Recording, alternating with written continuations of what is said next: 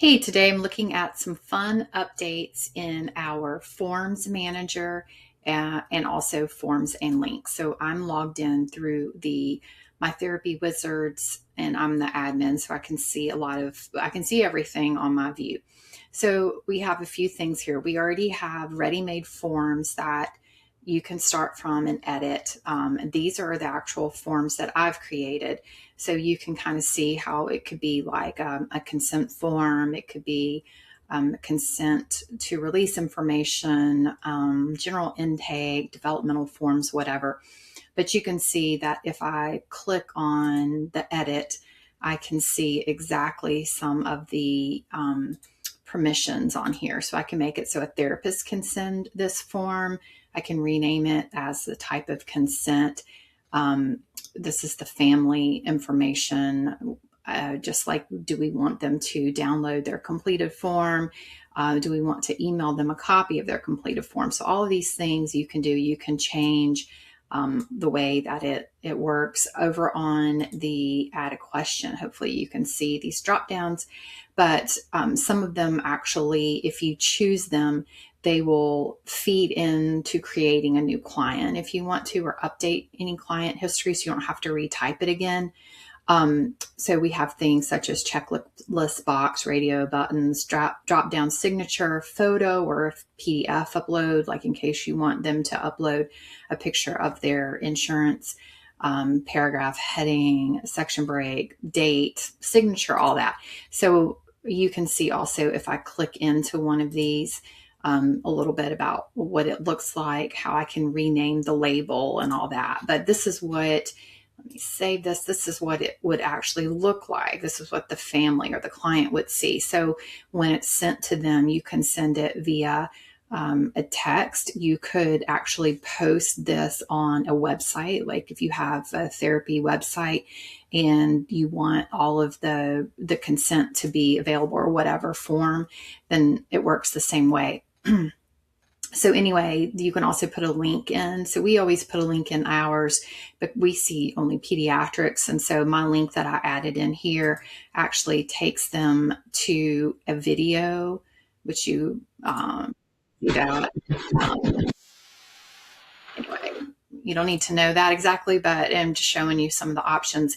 So all of this information, I've done my own the way I want it to be, in a place for a screen, a photo or a file for the insurance card. You can add even things like a teacher email, just whatever you want to do.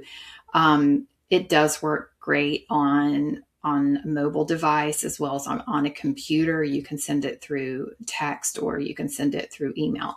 But anyway, that's what it looks like on this end. And then what happens is when this is sent, it would show it kind of like this. And so this is a shorter one, so I'm just going to kind of show you what it looks like on the back end once I have completed it. So let me pause and I'll complete. Okay, so you can see how I have answered almost all the questions now. I've added in the date of birth. So these are the required ones. The ones with the little red dot are also the ones that are required, but they will also feed into creating a client if I choose to do so. So email, etc., phone, and like I said, all of these can be changed based on your specifications.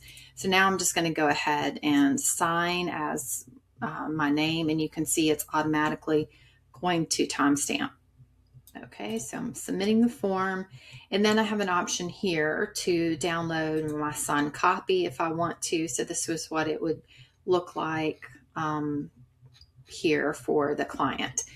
All right, so let's go back into now. So that's been done. So this is back in MyTherapyWizard. So you can see I have a notification that there is an unlinked submission. And that's because I didn't directly send it to a client. So I'm going to refresh here. And you can see now that I have an unlinked submission right here. So now I'm going to go in and I'm going to view it. And I can go ahead. So just imagine that the admin is going to be able to see any unlinked submissions that come in. Now we also have a way to link them, meaning that the same thing is sent, but you attach a current client to that. So the only difference in that is that it would just populate on a different screen, and then it would attach itself to the client. But in this, what I'm looking at is like, if at the beginning of the year or whatever, if you have a link on your website that says complete our consent or complete our intake or be put on our wait list, this is where it would come. So that way the admin at the organization could review it and determine, okay, are we going to go ahead and create a client, or do we need more information, or what needs to happen? So I'm just looking at it right now through quickly what the family submitted. I can also open the signed PDF, which would basically take me back to this because this is on record. So I'm on the wrong one. So when I close it, if I want to, so I can see her name is Rosebud Smith. And if I'm like, she seems familiar, I could also go in and search, do I have a Rosebud?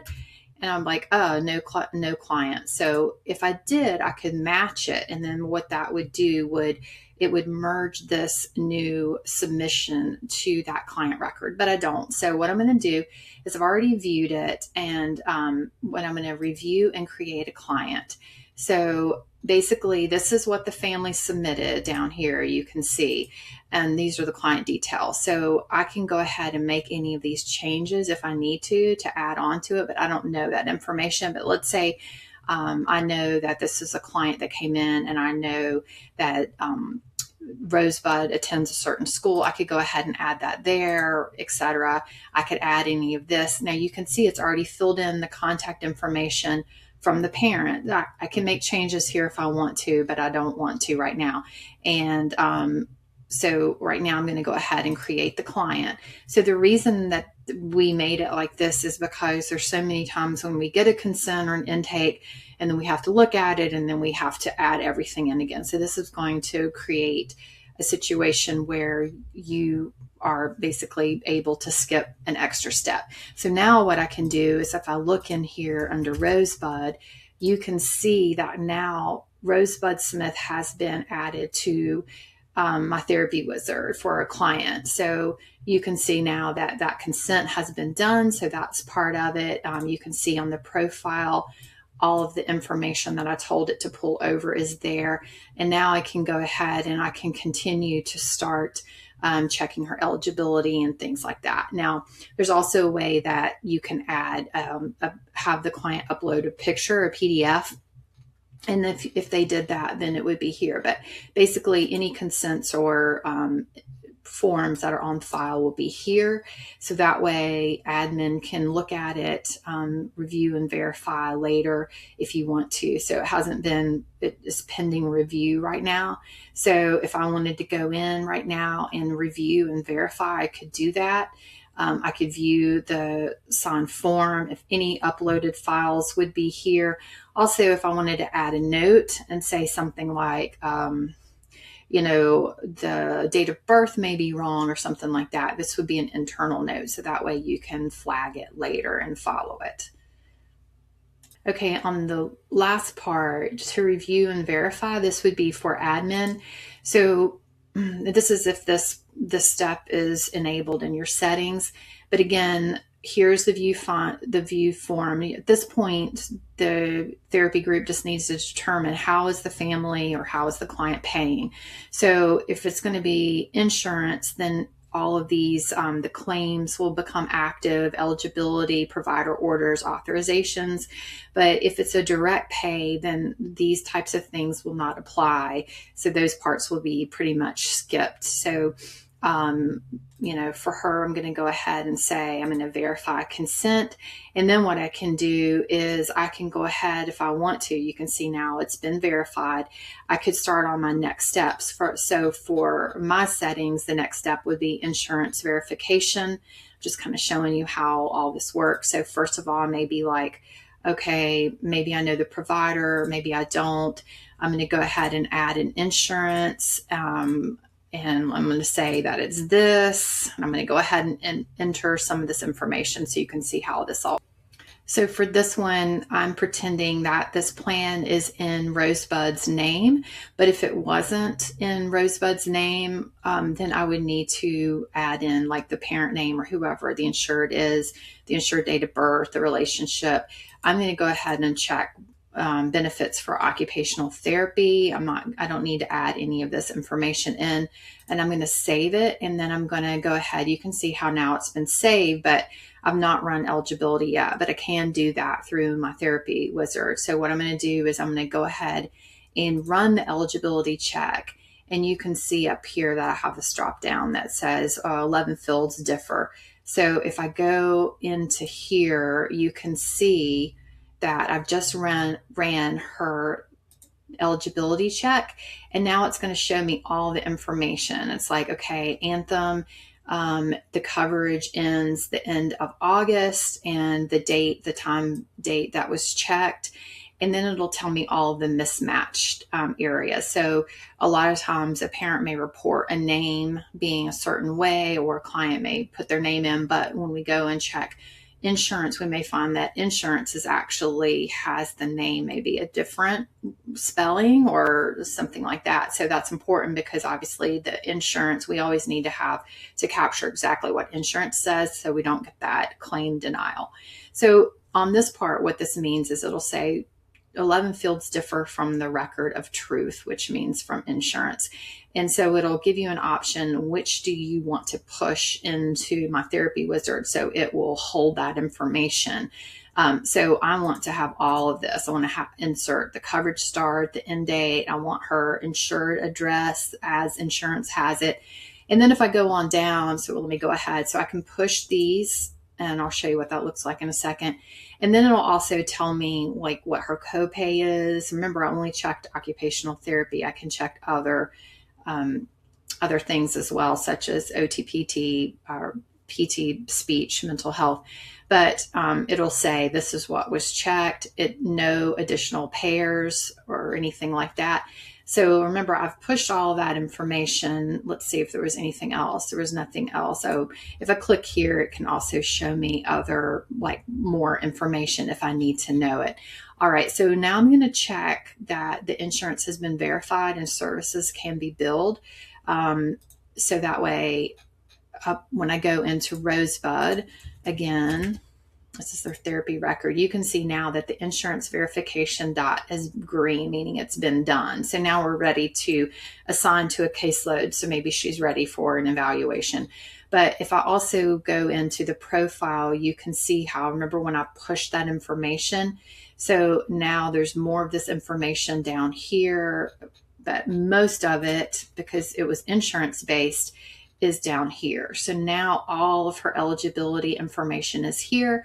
And then if I decide that I want to check her eligibility again next month, I'll get another eligibility history box with a different date that's timestamped. So that way it'll show. And then if any of this information changes on the next eligibility, like maybe this is pushed out, I can also select that I want to push it into this therapy